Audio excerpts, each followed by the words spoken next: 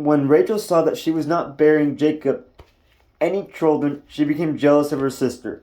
So she said to Jacob, "Give me children or I'll die."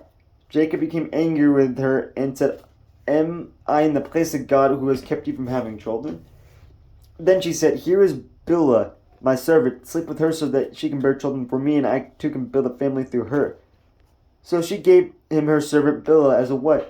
Jacob slept with her, and she became pregnant and bore him a son. Then Rachel said, "God has vindicated me. He has listened to my plea and given me a son." Because of this, she named him Dan. Rachel's servant Bilhah conceived again and bore Jacob a second son. Then Rachel said, "I have had a great struggle with my sister, and I have one." So she named him Naphtali. When Leah saw that she had stopped having children, she took her servant Zilpah and gave her to Jacob as a wife. Leah's servant Zilpah bore Jacob a son. Then Leah said, "What good fortune!" So she named him Gad. Leah's servant Zilpah bore Jacob a second son. Then Leah said, "How happy I am! The woman will call me happy." So she named him Asher. During wheat harvest, Reuben went out into the fields and found some mandrake plants, which he brought to his mother Leah. Rachel said to Leah, "Please give me some of your son's mandrakes." But she said to her, "Wasn't it enough that you took away my husband? Will you take my son's mandrakes too?" "Very well," Rachel said. "He can sleep with you tonight in return for your son's mandrakes." So when Jacob came in from the fields that evening, Leah went out to meet him. "You must sleep with me," she said. "I have hired you with my son's mandrakes."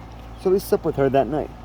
God listened to Leah, and she became pregnant and bore Jacob a fifth son. Then Leah said, "God has rewarded me for giving my servant to my husband." So she named him Issachar. Leah conceived again and bore Jacob a sixth son. Then Leah said, "God has presented me with a precious gift. This time my husband will treat me with honor because I have borne him six sons." So she named him Zebulun. Sometime later she gave birth to a daughter and named her Dinah. Then God remembered Rachel, he listened to her, and enabled her to conceive. She became pregnant, and God gave birth to a son and said, "God has taken away my disgrace." She named him Joseph and said, "May the Lord add to me another son." Jacob's flocks increased. After Rachel gave birth to Joseph, Jacob said to Laban, "Send me on my way so I can go back to my own homeland. Give me my wives and children, for whom I have served you, and I will be on my way. You know how much work I have done for you." But Laban said to him, "If I have found favor in your eyes, please stay. I have learned by divination that the Lord has blessed me because of you." He added, "Name your wages and I will pay them." Jacob said to him, "You know how I have worked for you, and how your livestock has fared under my care.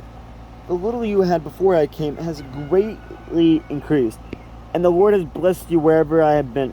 But now, when may I do something for my own household? What shall I give you?" he asked. "Don't give me anything," Jacob replied, "but if you will do this one thing for me, I will go on tending your flocks and watching over them. Let me go through all your flocks today and remove from them every speckled or spotted sheep, every dark-colored lamb, and every spotted or speckled goat. They will be my wages, and my honesty will testify for me in the future. Whenever you check on the wages you have paid me, any goat in my possession that is not speckled or spotted, or any lamb that is not dark-colored, will be considered stolen." "Agreed," said Laban. "Let it be as you have said."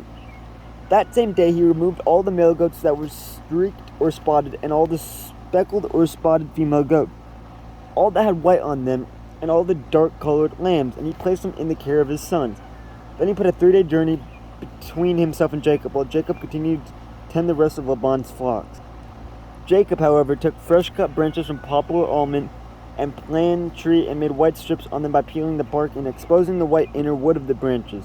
Then he placed the peeled branches in all the watering troughs so that they would be directly in front of the flocks when they came to drink. When the flocks were in heat and came to drink, they made it in front of the branches, and they bore young that were streaked or speckled or spotted. Jacob set apart the young of the flock by themselves, but made the rest face the streaked and dark-colored animals that belonged to Laban. Thus he made separate flocks for himself and did not put them with Laban's animals. Whenever the stronger females were in heat, Jacob would place the branches in the troughs in front of the animals, so they would mate near the branches. But if the animals were weak, he would not place them there, so the weak animals went to Laban and the strong ones to Jacob. In this way the man grew exceedingly prosperous and came to own large flocks, and female and male servants, and camels and donkeys.